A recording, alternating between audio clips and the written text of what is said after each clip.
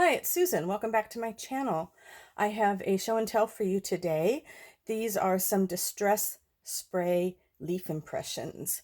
And if you've watched my recent video on eco dyeing and you saw all the prints that I got from those leaves after doing the book boil, this is what I do with the leaves afterwards. As I take the leaves off the papers, I dump them into a tub of water to rinse off all the chemical residue and any grunge that's there. And some leaves don't survive. Some of the really thin leaves, they're just already mush, so I just throw those away. But most of the big leaves and the stiffer leaves, they do okay, and I can reuse them at least 2 times, maybe 3 times, depending. And so what I do, instead of stacking leaves and then paper and then leaves and then more paper like I would do for an eco dye, I put a single sheet of paper on a cookie sheet. And I'm using dollar store cookie sheets. I'm using the ones that are flat, not the ones that have the grid pattern in the bottom of them, although you could use those if you wanted to. But I use the flat ones because they have a rim. And that way when I get some excess spray, I can kind of tip the cookie sheet back and forth, either to cover this paper better or to dump it onto another sheet of paper. And sometimes I will dip the paper in a tea solution or a coffee solution before I put it on the cookie sheet. Sometimes I'll spray it with water. Sometimes I'll spray it with water and vinegar. And sometimes I don't spray it at all. And then it's just the same thing. You just apply the leaves to the paper. You try and keep them wet long enough for it to start to pick up the impression. And you just spray away. Distress sprays like eco printing is pretty much anything goes. You're not sure what you're going to get except for maybe a general color family. It changes. It sometimes takes 3 or 4 days for the color to change. And I did these almost close to 3 weeks ago. And there are edges that are still wet. So I'm going to have to put them out in the sun or iron them. And let me tell you, they're going out in the sun because I don't want to have to iron all these papers. And some of them you just don't get a really good clean impression. And that's okay. This isn't failed. I can come in here with some watercolors or my Neocolor crayons or acrylic paints and fill them in, or I can tear the papers apart and use them for collage. So it's a different effect than you would get from the eco printing, but it's a fun one.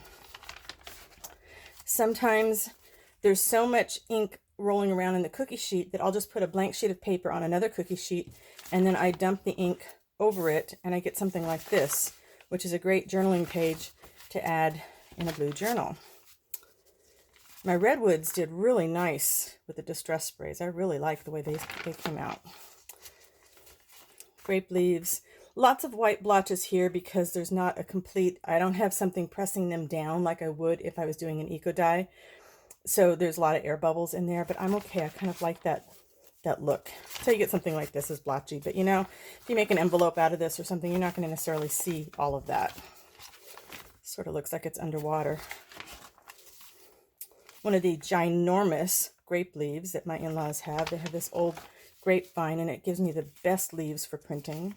This is from their avocado tree. Fig leaf. And this was, again, from my batch of frozen leaves that I eco-dyed with first. Lots of grape leaves. This is acacia.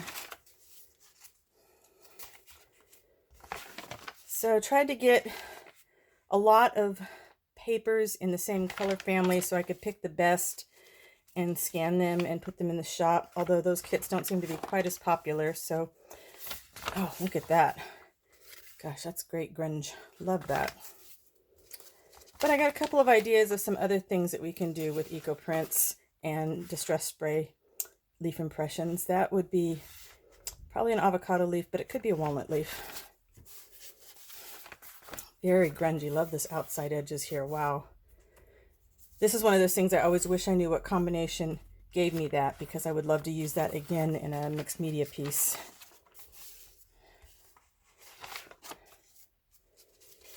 This might be sweet gum. I'm not sure. Lots of greens, of course. I always tend to go to greens. This is Nandina, Heavenly Bamboo.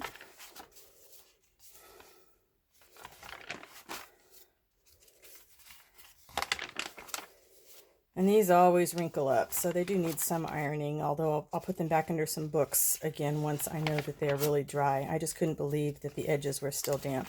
There's another one where I had a lot of ink left in some trays, so I just put a blank sheet of paper in the cookie sheet and then dumped all the excess ink on top of it, added some water, and I've got a great blue page. Ginkgo, grape, the yellows, really nice grungy Nandina there. More yellows.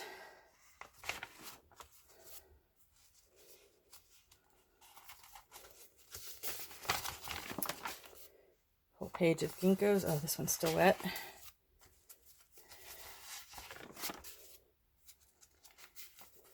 Yellow, green. So let me know down in the comments if you like to play with leaves some other way other than with the eco dyeing. If so, what you like to do with them. Oh, beautiful purple grape. And do you like playing with distress sprays, or do they frustrate you? Some people don't like the fact that you can't, count on a certain color coming through, but it's like eco dyeing. It's just that's part of the magic. Excess ink used up.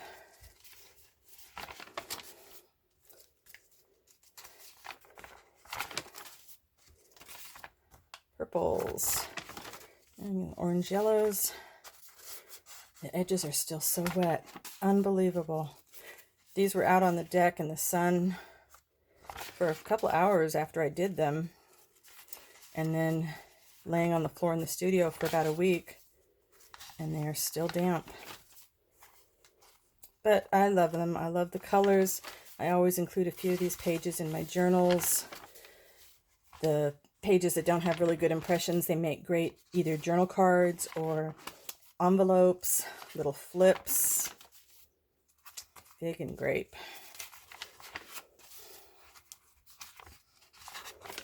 And I guess really this is not a lot different than people that add different like RIT dye or food coloring and things to their eco print boils, eco dye boils.